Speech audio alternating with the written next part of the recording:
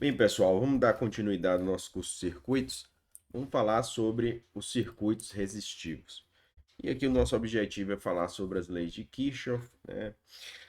Resistores em série, paralelo, o circuito divisor de corrente, o circuito aqui divisor de tensão e as transformações estrela-triângulo. Bem, primeira coisa que você tem que lembrar, a gente está falando de circuitos resistivos, é da lei de Ohm.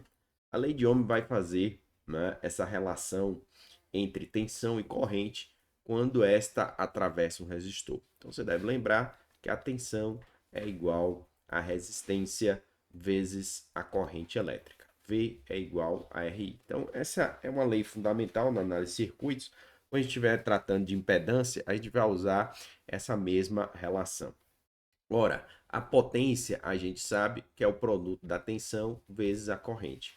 Mas eu posso combinar aqui essas duas expressões, ou seja, vou substituir aqui a tensão por RI. Então eu tenho que a potência, na verdade, é RI vezes I, ou seja, RI ao quadrado. Essa é uma versão da fórmula. Outra fórmula que eu posso fazer aqui é substituir a corrente. Ora, isolando a corrente aqui, eu tenho a tensão dividido pelo resistor. Então, a potência também é a tensão vezes a corrente. E a corrente é a tensão dividida pelo resistor. Então, eu tenho V ao quadrado sobre R. Então, aqui a gente tem as expressões de potência para o caso do resistor. Eu também tenho um elemento, né, um valor, ao invés de eu chamar de resistência, o oposto dele seria a condutância. Né? Então, a condutância medida em Siemens, né, é o inverso da minha resistência. E aí, usando a condutância, eu tenho a lei de Ohm equivalente. Né? Eu vou dizer que a corrente é igual ao produto da condutância vezes a tensão. Né? Geralmente eu utilizo essa equação aqui, mas essa seria a equação equivalente, daria para resolver os circuitos resistivos da mesma forma.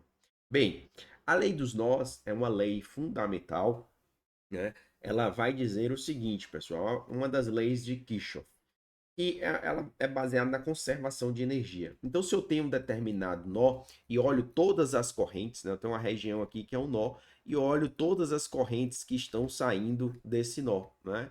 Veja, ó, todas as correntes que estão saindo desse nó. O somatório dessas correntes tem que ser zero. O somatório dessas correntes tem que ser zero. Da mesma forma, se eu considerar todas as correntes que estão entrando nesse nó, o somatório também tem que ser zero. Então, essa é a primeira lei de Kirchhoff. A soma das correntes entrando em qualquer nó é zero. E o equivalente a isso seria dizer que a soma das correntes saindo de qualquer nó também é zero. Outra forma de eu fazer isso é dizer o seguinte, que a soma das correntes que entram, né, é igual à soma das correntes que saem. Né? Então, essas três expressões aí são equivalentes. Vamos pensar num exemplo aqui. Imagine aqui que eu tenho um nó, né? E sai a corrente aqui de 2 amperes, uma outra corrente aqui, né, de 2 amperes, significa, né, se eu tenho aqui uma saindo, outra saindo aqui, significa que eu vou ter aqui uma corrente entrando de 4 amperes. Então, se eu disser aqui, ó, a corrente que entra é igual à soma das correntes que saem. 4 é igual a 4. Mas eu também posso fazer a soma de todas as correntes que saem do nó. Quais são as correntes que saem do nó? Essa aqui de 2 amperes, mais a outra de 2 amperes, e a que vai sair do nó aqui, ó, em sentido oposto, seria uma de menos 4 amperes. Então, a soma é zero.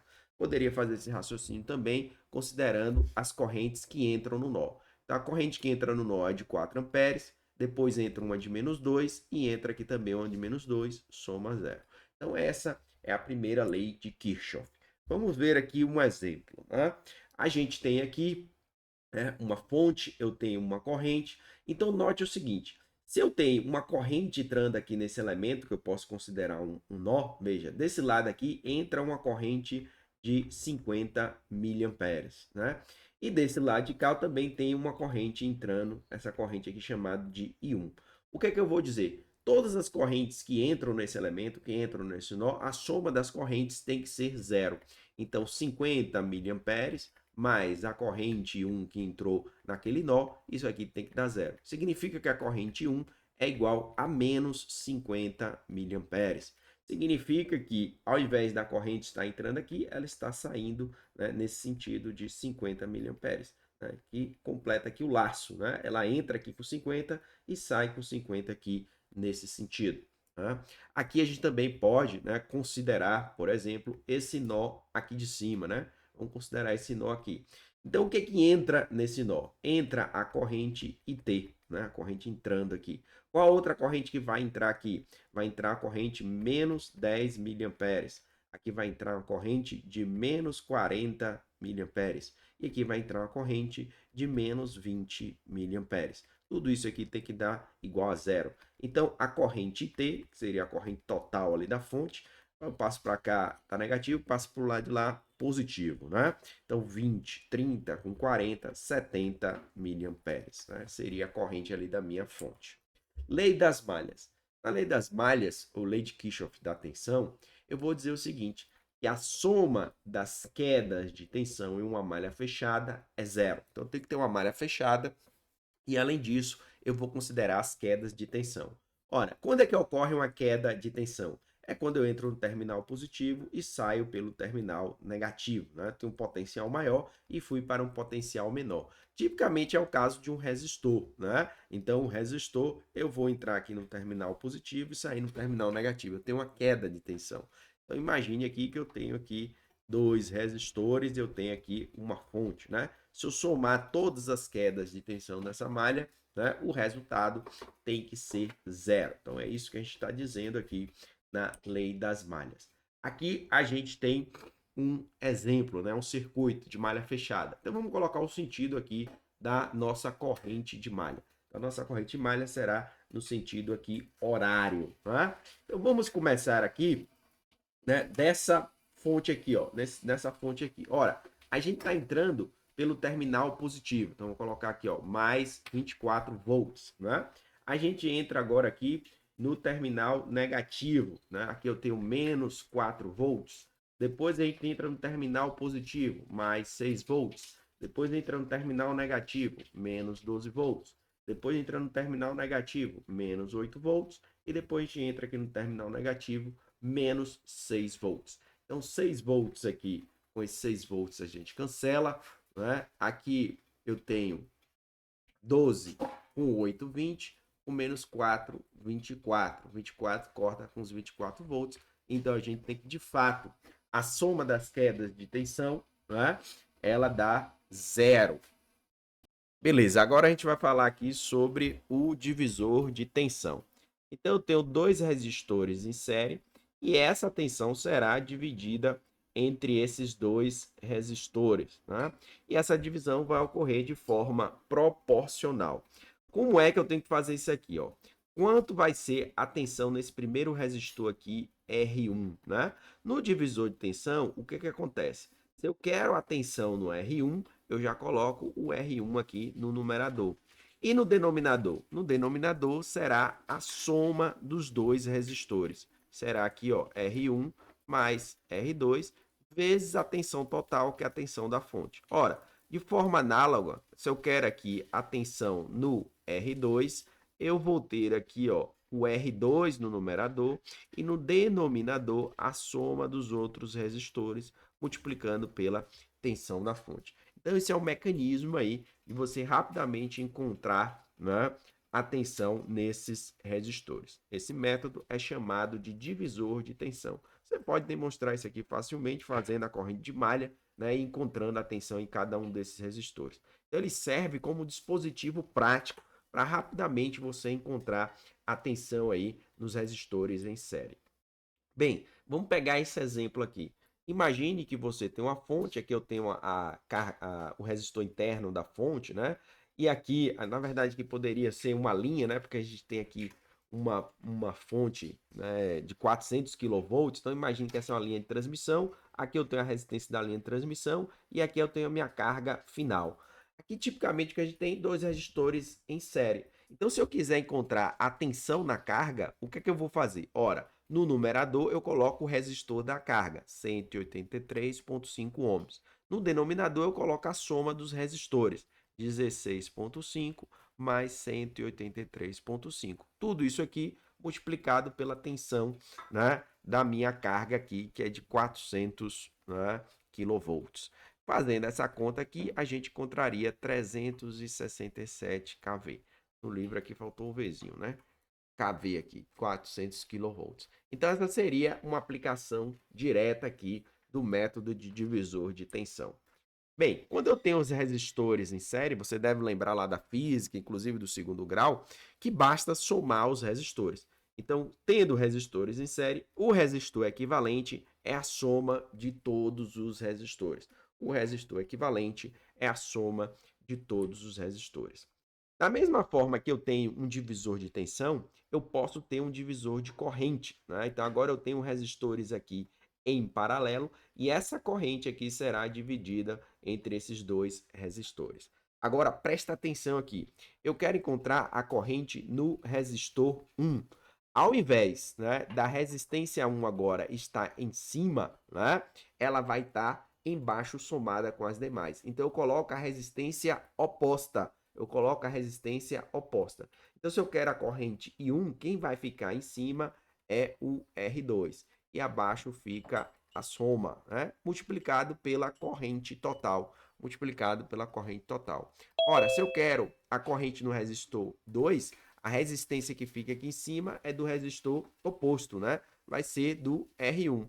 E embaixo eu coloco R1 mais R2 vezes a corrente total. Então, essa é outra forma de você também acelerar, encontrar aí de maneira rápida I1 e I2. A gente chama esse dispositivo prático de divisor de corrente. Bem, quando eu tenho resistores em paralelo, o que é que eu vou fazer?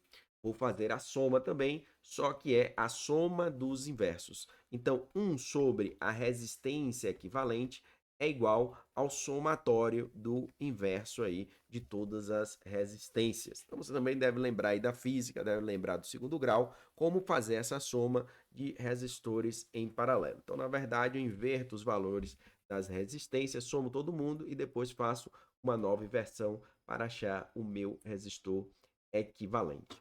Aqui eu tenho, né, um caso especial, né, de resistores em paralelo e eu quero achar o meu resistor equivalente. Então, se a gente for usar a fórmula, eu tenho que meu resistor em paralelo, RP, seria o resistor equivalente, é igual a 1 sobre R1 mais 1 sobre R2. Se eu fosse tirar o MMC aqui, colocaria R1, né, vezes R2, fazendo aqui, ó, R1, R2 dividido por R1 dá R2, mais R1, R2 dividido por R2 dá R1. Isso é igual a 1 sobre RP. Invertendo agora, eu tenho que a resistência em paralelo vai ser R1 vezes R2 dividido pela soma dos resistores. E aí você pode também memorizar, né, quando você tem somente dois resistores, para eu achar o equivalente aqui desses resistores em paralelo, faço o produto e divido pela soma. Então, é o produto pela soma. Por fim, pessoal, a gente pode enfrentar aí conversões delta estrela ou estrela triângulo ou ainda delta Y, né? E a gente vai usar esse teorema aí. É preciso memorizar, né, essas expressões aí. Então, imagine que você tem esse circuito em delta e precisa transformar ele em um circuito aqui estrela. O que é que você vai fazer? Ora, a resistência RA vai ser dada pelo seguinte, R1 vezes R2. Então, note, ó, que o R1 e o R2 são as resistências, né, formadas aqui, adjacentes, né, ao meu pontinho ali A. Então, eu faço o produto e divido pela soma, né, de todas as três resistências. Então, eu tenho que é o produto das impedâncias adjacentes dividido pela soma total das impedâncias. Então, se eu quiser encontrar, por exemplo, quem é o RC? Ora, quem são as adjacentes? Vai ser esse cara aqui, o R1 e o R3. Então, o RC é o R1 vezes o R3 dividido pela soma, né, das três resistências. Agora, se eu quero passar de estrela para delta, então eu quero encontrar aqui o R1, o R2 e o R3. O que é que eu vou fazer? Eu vou fazer a soma dos produtos das impedâncias dividido pela impedância oposta. Então veja que o produto das impedâncias que ficam no numerador é igual, né? É sempre RA vezes RB, RB vezes RC, RA vezes RC. O que muda é a impedância oposta. Então, por exemplo, eu quero encontrar aqui, ó, o R1. Eu quero encontrar o R1. Eu vou dividir aqui, pessoal, né, por RB. Eu vou dividir por RB. Então veja que a impedância oposta é o RB. Ah, eu quero encontrar aqui o R2. Eu quero encontrar o R2. Se eu quero encontrar o R2, a impedância oposta aqui, ó, é o RC. Veja, se eu desenhasse aqui o meu delta, né? A impedância oposta é o RC. Ah, eu quero encontrar o R3. Eu quero encontrar o R3. O R3 estaria aqui. Quem é a impedância oposta é o RA. Então, essa é a forma de você transformar estrela para delta e também delta para estrela. Agora, considere o seguinte: considere que eu tenho um caso balanceado, onde os resistores são todos iguais, né? Aí é mais fácil, aí é mais direto. A resistência em estrela é um Bom dia, terço da pessoal. resistência em delta. Substituindo Bom aqui, dia, né, cara. esses valores, todo Bom dia, mundo foi Eduardo. igual, você vai chegar nessa relação. Então, deixa aí como exercício você demonstrar, né, essa equação quando os três resistores são iguais. Beleza? Aqui também vou deixar como exercício para vocês aí uma questão aqui na Petrobras, vou deixar um pouquinho de tempo aí na tela para você fazer achar o resistor aqui equivalente, né? Então a resposta aqui é de 45 ohms. Então você pode começar colocando esses caras aqui em série, depois faz um paralelo com esse, você pode jogar esses dois aqui em série, depois você vai somar o resultado disso com o resultado anterior, joga em paralelo com esse, né?